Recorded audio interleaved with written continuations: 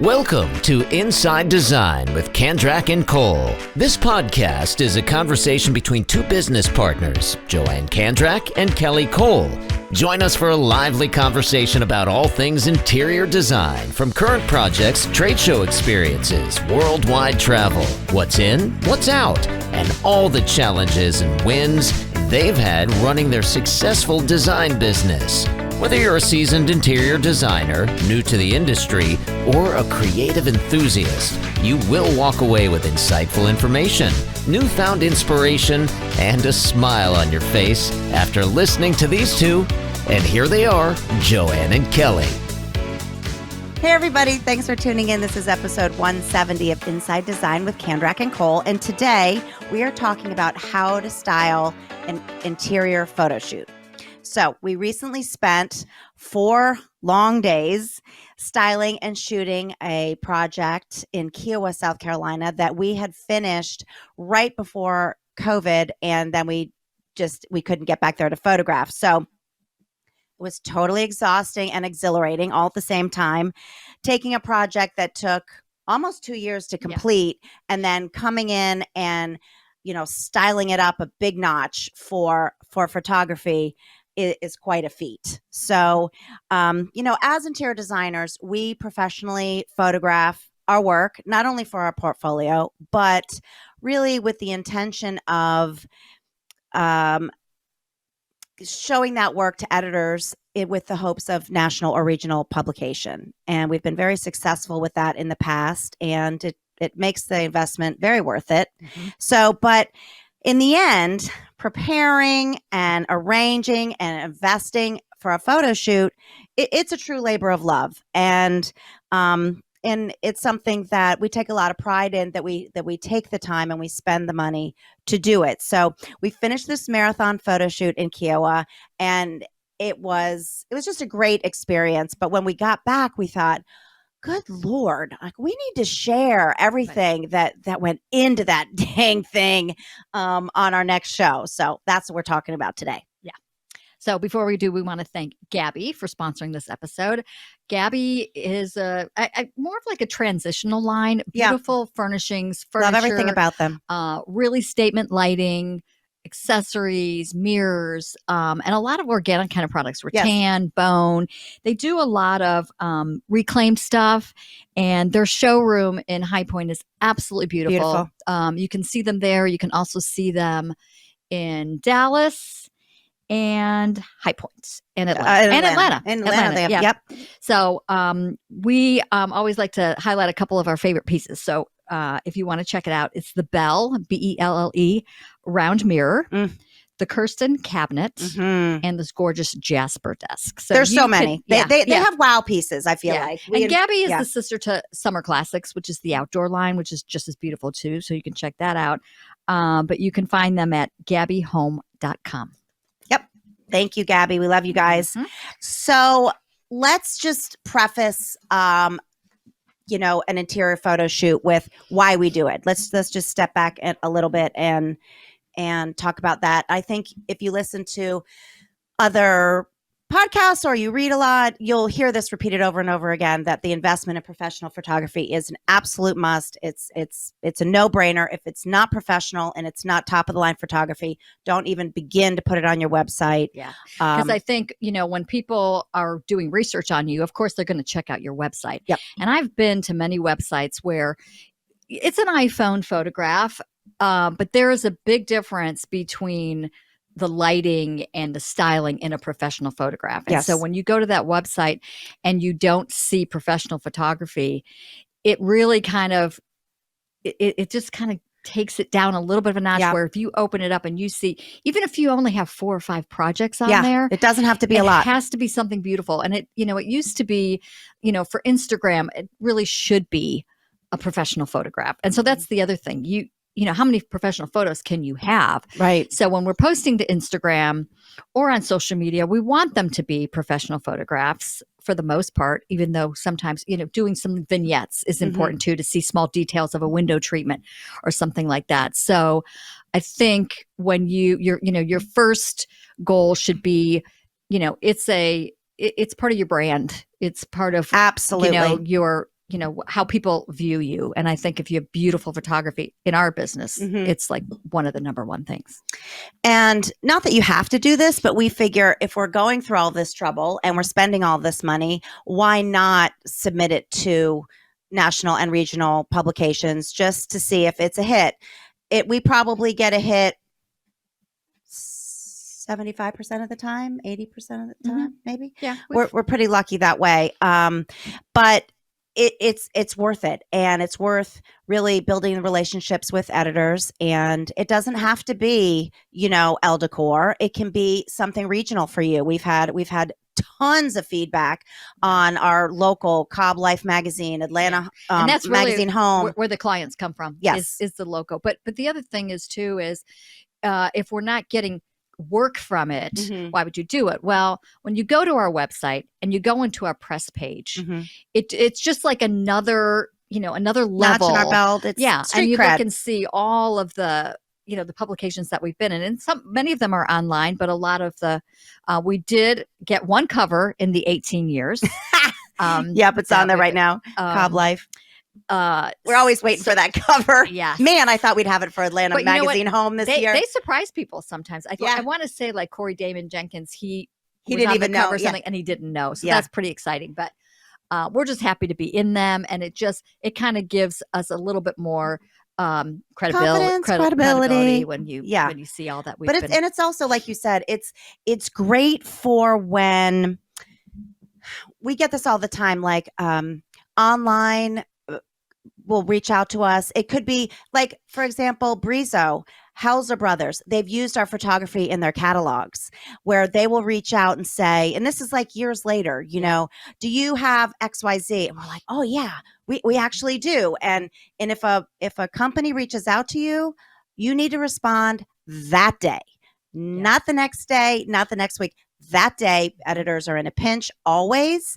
They're looking, they're scanning, and they need that quick response. So if you have that professional photography ready to go with a quick bio and they'll want to know sources. If you can send them a quick Excel spreadsheet with, the sources that are in that project, boom, they're thrilled. And then on the flip side of that, let's just say, for example, in this particular project, a magazine may already have a home that's in Kiawah, so they're not going to put 2 Kiawah homes in their magazine, or they may not have had published anything in Kiawah for a while, and they might want that soon enough. So, that's a whole probably another podcast about pitching to editors, and I think we've touched on it. Yeah, we have, and some other podcasts, but that's kind of a whole nother thing. But the really the reason for having professional photography, I think is really important. Yes, for sure.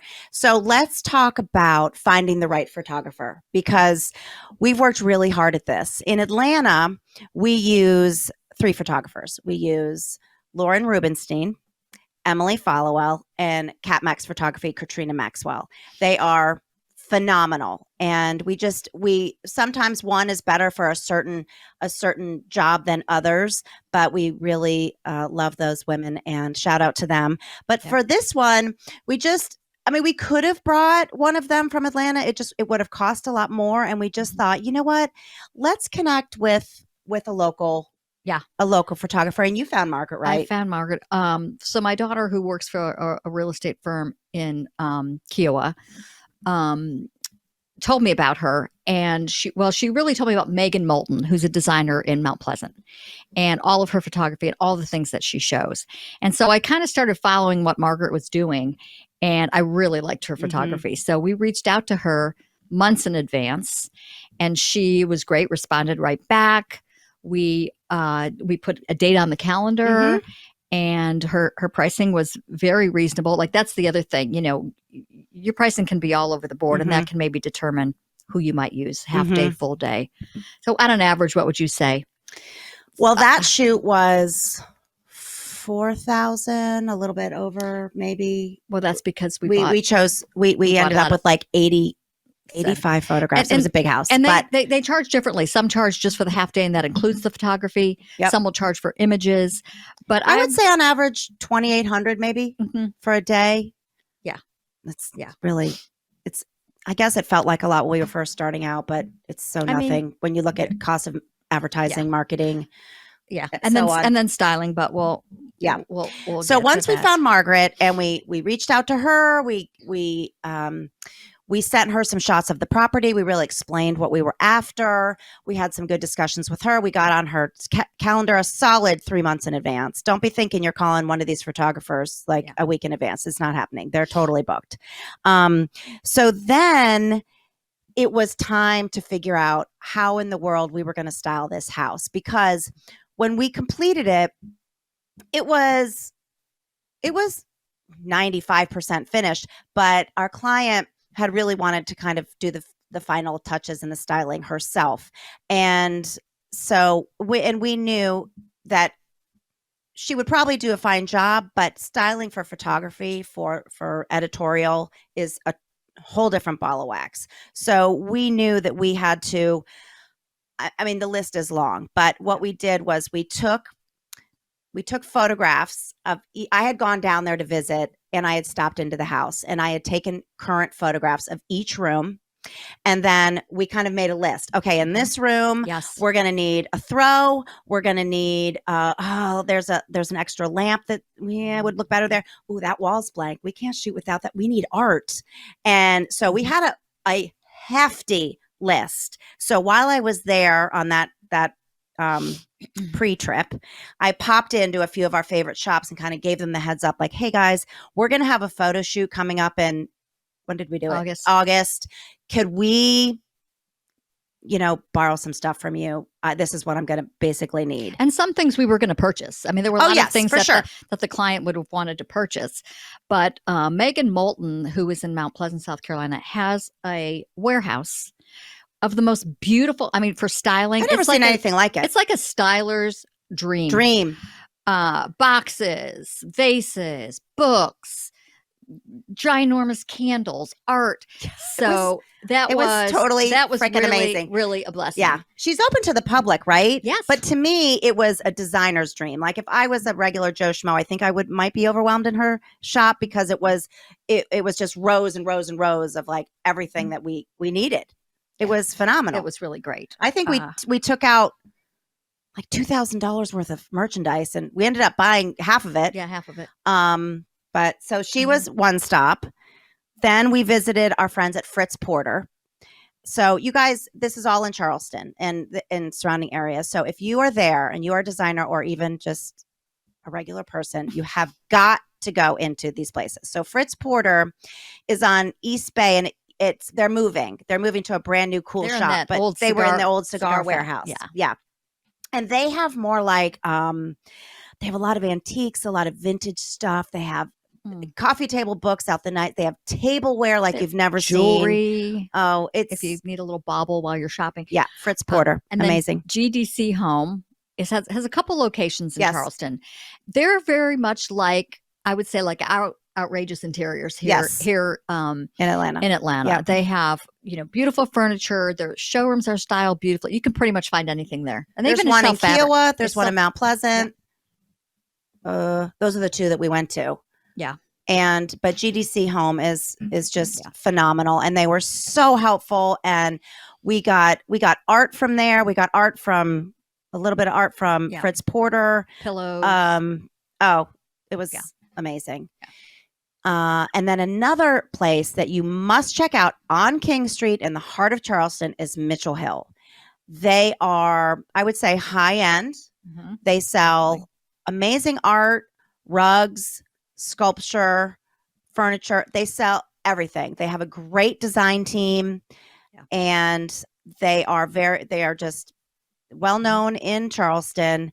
And we got some pieces there that made the room. Yeah. Made the entire space. And we are so grateful that they let us put an entire hall in our car and then come back with it.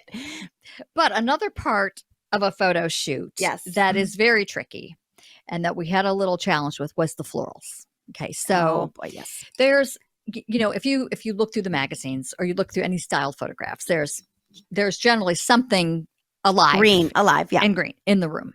So we had several rooms, and we had talked to different people, and there was a floral place, but it was kind of far. Kiawah was like about 30 It's minutes on an island. out of Charleston. So Yeah. you don't just hop in the car and run somewhere. Yep. It's a deal. So we talked to different people, and they said, Trader Joe's really is great. And our Trader and Joe's we use here Trader Joe's is all the great. time. So Yeah. I thought, okay, yeah, let's do it. So But it was the end of the day. it was the end of the day, and like there was really Nada. nothing that great. And A we little were bit of like- greenery, but and the shoot's like the next day, and it's now 4:30. We're exhausted because we had left at like 10 in the morning. So I just got my little Around Me app, and I look up florals, and I forget the name of the place now that I can't think of It's in it Mount because it Pleasant. was so awesome. And it's they had a cooler. so yeah. That's So all I we went knew. to the website and it said cooler for fresh, and we're like, So we go there, and we got really lucky. She had Fat so many peonies and beautiful, yeah. really weird stuff. I had brought literally this massive Rubbermaid tub filled with all kinds of glassware, big, small, little, Yeah. because we knew we were going to do powder rooms and the massive island in the kitchen. Yeah. And The so we florals were prepared. are a big part of it. And then, trying to keep them, sometimes hydrangeas get kind of mushy. So yeah, you got to get the florals, figured out. Yeah. So we came home. We spent a solid day running around Charleston, right? And then we spent a solid day styling. And then the shoot was on the third day. Yep. So, I mean, it was midnight. I was still arranging flowers. Kelly is so good at it. Thank God. I really love it. she's It'll be very, my retirement gig very for good sure. at it. But go ahead. No, but kind of the big wows Yes. were a couple of galleries that we used on Kiawah Island. And the Wells Gallery at the Sanctuary Yes. is where we got the beautiful pelican. I had been there for brunch on that trip where I went and took all the pictures and stuff. And our client, who's a good friend of ours, we had gone to brunch at the Sanctuary, and we were just strolling back to the car, and we stop in the art gallery there. And I was like, oh my God, what is this? There was this art piece of a white heron in flight that was done by an artist by the name of Pamela Cohen. And it stopped us in our tracks. It was a black background, this white heron just single in the sky. And we had needed a piece for her powder room. And so the gallery was amazing. Emily there is the director, and they ended up bringing 2 pieces to her home. I reached out to the artist Pamela because I wanted to see what else she had. She lives on Kiawah. She was so thrilled. She came to the house and she wanted to be a part of the whole thing. These pieces, It turned into a big party because these pieces were it made the whole house amazing. Yeah. I mean, I love coastal birds to begin with, but they look like paintings. They're so beautiful. And she was what before, like some kind of biology, or she studied birds or something. She didn't become a photographer till later, but because she knew so much about the birds, she knew the times that they were nesting and doing different things. And she's got the bird is in flight, and it's got a twig that it's carrying to its the most nest. beautiful thing. And the background is all white, but I thought it was black. That's the pelican is black. Oh yes. But I'm the sorry. heron, and it's literally the white clouds. Yeah. So it's just a photograph, but it just is so amazing. So when it gets published, you'll know what we're talking about. yes. So Pamela comes to the house. She was so excited. I mean, so great to have an artist as part of this whole thing. And so our client, we were hesitant about the TV. Editors don't always like to see a TV in family rooms and main spaces. I kind of think they're so sleek and whatever, they kind of go away, but we wanted to be sure in case an editor was like, yeah, no, that's a beautiful family room, but the TV ruins it. We thought, okay, let's find a piece of art to replace the TV. And our client was like, yeah, that's bothering me. I don't want the TV either. Let's find a piece of art, and then we can put it in the hallway. So Pamela, the artist, is over at the house, and she's like, well, I have this amazing pelican. It's actually at my house, but I would sell it to you. She And showed us a picture of it, and we're like, we fell out. go get it right now. Yeah. So she literally get it right goes now. back to her house and brings it back. And Lynn and Lisa held it up with like just their fingers over the TV, and Margaret shot it. And then, because we couldn't take the TV down, it had too wires complicated. And then she photoshopped it in. So it's the highlight of the whole Yeah. whole room. It was an accidental tourist kind of thing, It just And well, that's the other thing too is unless you've done a few photo shoots, and we learned this very early on that when you're looking in a space normally, that's one thing, but when you are looking through the lens, it looks whole different completely different. Mm-hmm. Things get smaller. That's why when you're at a photo shoot, sometimes you'll see some crazy stuff where like a chair will be moved forward where in real life it doesn't look right, Mm-hmm. but in the photograph it's perfect. Mm-hmm. So there's so many tricks to professional photography, but that was one of the tricks, and it's so amazing. So we ended up shooting for a day and a half. We were jumping right through raindrops on the second day and trying to get the exterior shots, and it was tough. But so we finally finish, and then guess what we had to do? We had to pack everything back up and return it to the shops. The things that we didn't buy. Talk about laborious. And they're not close. We had to go back into Charleston. Oh, yes. Which is is 45 minutes minutes away. And this is a second home for our clients. So it had to be like we weren't there. Everything was taken back, except for she bought, I would say 35% of what we bought. She bought all the big art pieces too, which was very nice. But yeah, 3 cars, 3 full cars. We all went in different directions and returned everything. We forgot to mention that we brought our 2 staff members. Yes, Lisa and Lynn. And couldn't have done it without them. They had never really been to a full-fledged photo shoot. And so we had 3 vehicles. We had brought, a lot of stuff from our office, books. There's just so many different things that you need for styling. And so with our cars packed, and then we all went and shopped and had lists and did all that. And they were just so helpful. You need a team. We were dead. Yeah. Dead. It was so tiring, but so exhilarating at the same time. Yeah. Yeah. So let's talk a little bit about how to maximize your photo shoot. Again, you're doing this. You've just spent 2 full days styling. We're spending thousands of dollars. How can we get the biggest bang for our buck? And so one thing that we always do, and we hate to do it, but we try and look pretty one morning so we can get headshots. Why not? Photographers there. Yes. I will tell you, there's a lot of people that have very old headshots out there. Yes. And I would say, I think you need to do it every 2 or 3 years. At a minimum. Seriously. I mean, you don't want somebody meeting you for the first time and be like, oh, you look 20 years older. I thought she was 30. Oh, she's 65. You know, so I think it's very important. And once again, it's the same thing. Like, people like to see who the designers are. We've had someone tell us that they looked at our website and looked at us and they felt comfortable hiring us. So people want to see you. Yeah. And, it just can't just be that same picture every time. Yep. So we change outfits and we do all kinds of stuff like that. And we're actually really due for another one. I know. I gotta. Yeah, look. Yep, there we go. Yep. Hey, we've lost some weight since then. So headshots, video. We tried the whole time to video the whole process. We showed before and afters. We showed us, Instagram stories was, fired up for these 4 days. We just kept putting stuff out there. Me doing the florals, us traipsing around with cars full. People like to see the process behind the scenes. If we had been really organized, we would have had Harrison there with us doing an entire professional shoot of the process. But it was too much. It was between the travel and the styling, and it was too much. But we'll totally get there. So just think about that. And also, if you can, photographers really love to see, editors really like to see the whole picture. So really, if you can, take some exterior shots of the home.